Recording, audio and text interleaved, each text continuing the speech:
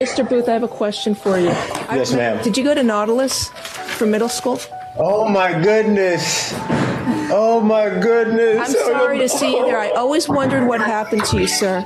Oh my goodness. This is the nicest kid in middle school. Oh my goodness. He was the best kid in middle school. I used to play football with him and all the kids, and look what has happened. I'm so sorry. Oh my goodness.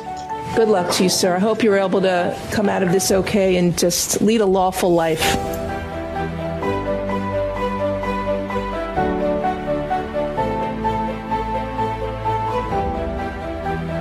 Your family, try and get a job, stay clean. You're going to do something good for somebody else. That's what you're Better going to believe do. it. You better believe it. Nice She's an kid. inspiration and motivation to me right now. But I'm not giving up on life. It's just a new leaf on life for me right now.